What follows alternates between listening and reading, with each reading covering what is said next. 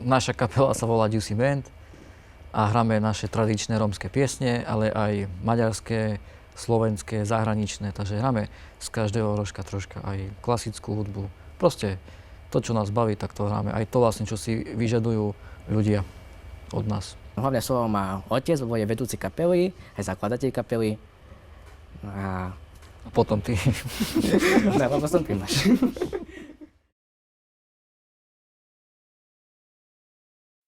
Môj otec pochádza vlastne z muzikantskej rodiny, kde vlastne jeho detko hral na husle. Po mame jeho dedo hral na cymbal, takže takisto on mal aj z jednej strany, aj z druhej strany vlastne muzikantskej rodiny pochádzal. A vlastne to isté aj po mamke. Môj pradedo, mamin dedo tiež bol huslista. A vlastne potom takto prešlo aj na nás. Otec nás viedol k tomu. Vlastne my sme ďalšia generácia a takto pokračujeme ďalej v muzicírovaní a vzdelávaní. Keďže som najstarší, takže mňa vlastne začal učiť môj otec na husliach, ale keď som vlastne dosiahol určitý vek, 5-6 rokov, tak ma vlastne prihlásili do základnej umeleckej školy na Baštovej, v Prešove, kde som vlastne ukončil, absolvoval zušku a následne som išiel na konzervatórium, potom som išiel na vysokú školu, kde som momentálne ukončil bakalára, takže idem ďalej na magistra, ale popri tom ešte aj vlastne učím na základnej škole aj na konzervatóriu.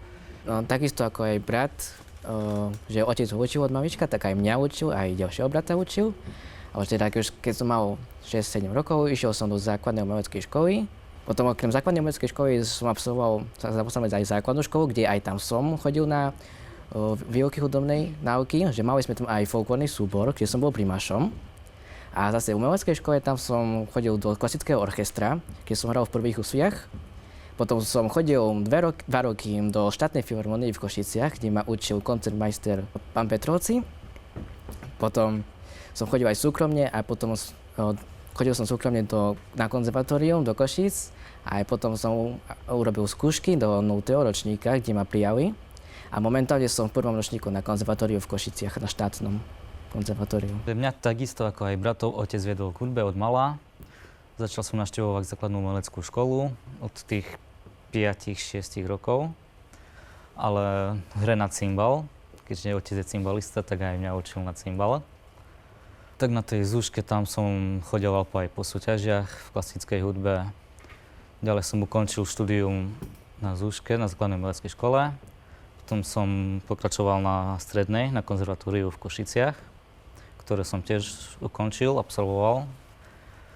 A teraz momentálne som v 2. ročníku na Vysokej škole Akadémie umení v Banskej Bystrici v cymbale. Ale v kapele hrám kontrabas. My sme doma hlavne počúvali našu rómsku, ale aj maďarsku dosť.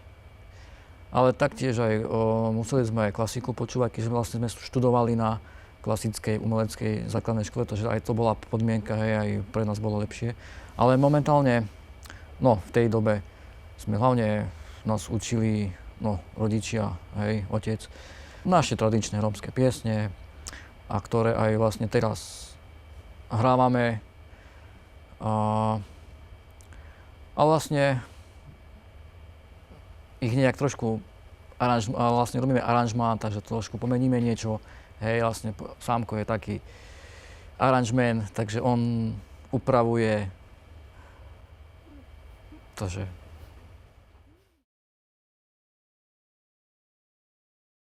Naša kapela hrá väčšinou také festivály, koncerty. Samozrejme aj na svadby chodíme.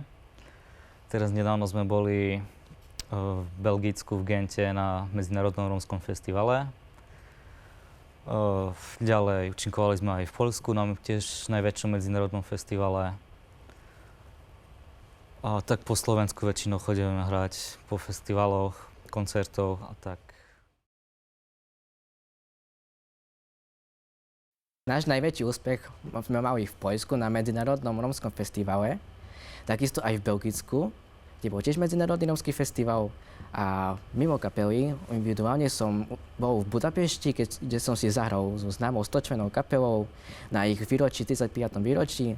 A mal som tam veľký, obrovský úspech. Bolo tam okolo 3500 ľudí. A samozrejme boli tam veľa muzikantov starších, ktorých si vážim a sú moji vzorovia. A veľmi si cením, že ma pozvali na takýto koncert si s nimi zahrať. Moja prvá súťaž bola na základnej umeleckej škole v Prešove.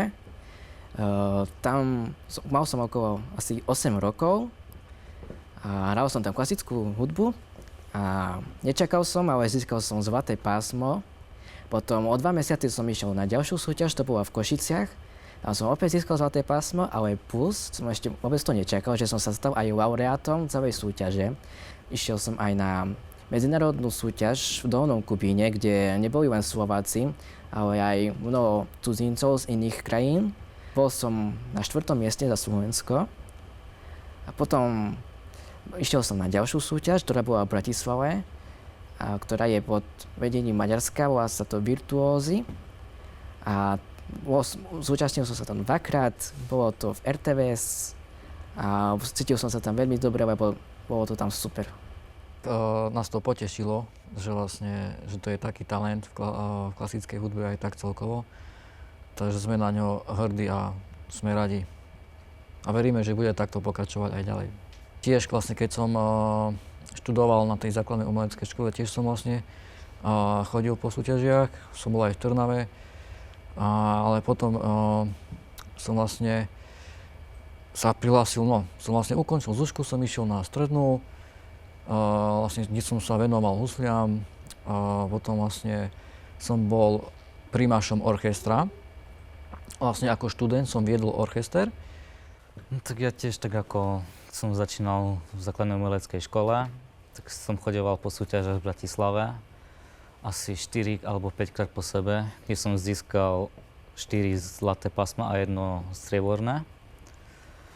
Ďalej účinkoval som aj v detskom folklórnom súbore na základnej umeleckej škole. Taktiež som chodil vypomáhať aj ostatných súborov ako cymbalista. Potom neskôr, ako som sa prihlásil na strednú školu na konzervatórium, tam som účinkoval, tam som hrával cymbal v orchestri, ktorý viedol môj brat Kristián. No a tak teraz na vysokej škole, kde som v 2. ročníku, tak tam okrem cymbalu máme ešte takú komornú hru, kde si vyberám ja, s kým vlastne chcem hrať, kto ma bude doprevádzať a aké skladby, že si môžem vybrať ľubovoľne, čo chcem. Človek pozná viac tých nástrojov, takže si myslím, že má taký lepší prehľad o hudbe.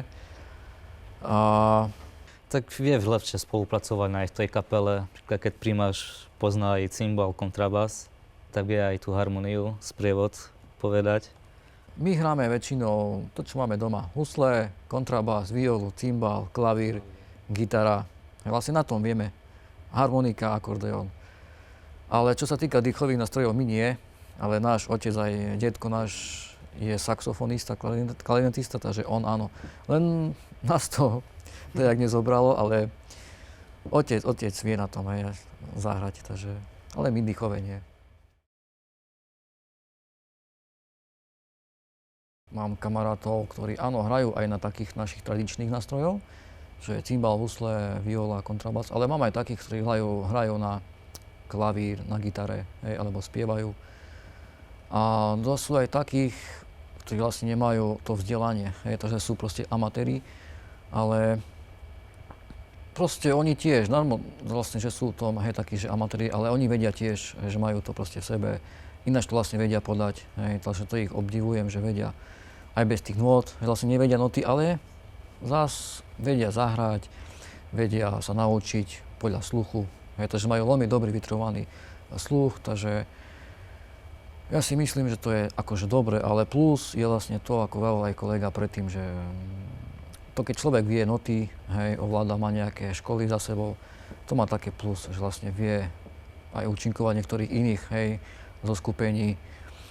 A vlastne sa mu lepšie hrá, lebo napríklad príde nejaký pán, čo ja viem, spýta sa ho, poznáš niečo z klasiky, dajme tomu od nejakého Bacha, Mozarta, Beethovena, tak už samozrejme, že už takýto človek vzdelaný už pozná, takže vie to zahrať, hej.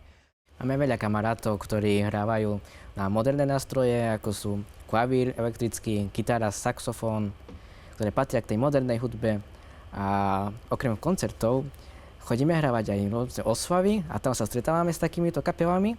Veľmi ich obdivujeme, že vedia zahrať, aj veľmi krásne hrajú, ale vždy nám k srdcu je tá tradičná cymbalová hudba, lebo sú to akustické nástroje, ale samozrejme dnes je moderná doba, čiže treba aj takúto hudbu.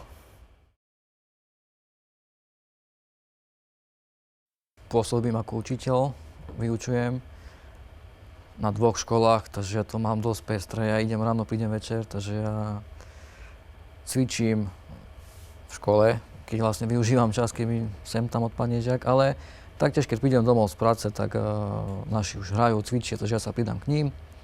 A víkend, keď máme voľný, tak cvičíme. Hej, takže máme to v kuse, hej, vlastne v rukách cvičíme. Ako jasno, treba si aj sem tam, keď máme akože nabitý program, tak si aj oddychneme. Ale väčšinou vždycky, hej, buď cvičíme, alebo niečo nové skúšame, alebo len tak si hráme, hej. Takže máme pestre. Aspoň ja tak za seba.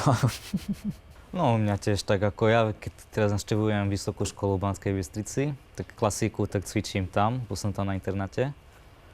A tak okolo 4-5 hodín denne tam musím pocvičiť. No a už keď prídem domov na víkend, tak už sa venujem len kapele. Cvičíme v kapele spoločne. Pre mňa hudba znamená všetko, lebo ja od rána do večera stále počúvam hudbu, hrám hudbu stále. A viac ma to baví, ako keby som sa mal učiť do školy, alebo keby som mal ísť von s kamarátmi. Lebo proste hudba je hudba, to ma veľmi motivuje, ako počúvam mojich vzorov. A stále ma baví niečo, stále upravovať na nejaké skladby. To je moje hobby. A veľmi som rád, že som primášom, lebo je to moja najobľúbenejšia pozícia v kapele. Lebo prvýkrát bol primáš Kristián, keď som bol ja malý. A teraz som ja primáš, som šťastný. A myslím, že aj budem primáš. No, tak pre mňa hudba tiež takisto znamená všetko, ako povedali bratia. Je to súčasťou bežného života, všade je tá hudba, aj v rádiu, v aute, v telke. Je to súčasťou našho života, bez hudby ani sa nedá, tak neviem si predstaviť žiť bez hudby, ako by to bolo, nepočúvať pesničky, nepozerať film s hudbou. Ešte keď ideme na akcie, tak ešte stále počúvame pesničky. No. Ideme na nejaký koncert, tak v aute ešte si popočúvame niečo. Že je to tak súčasť života. Súčasť rodiny.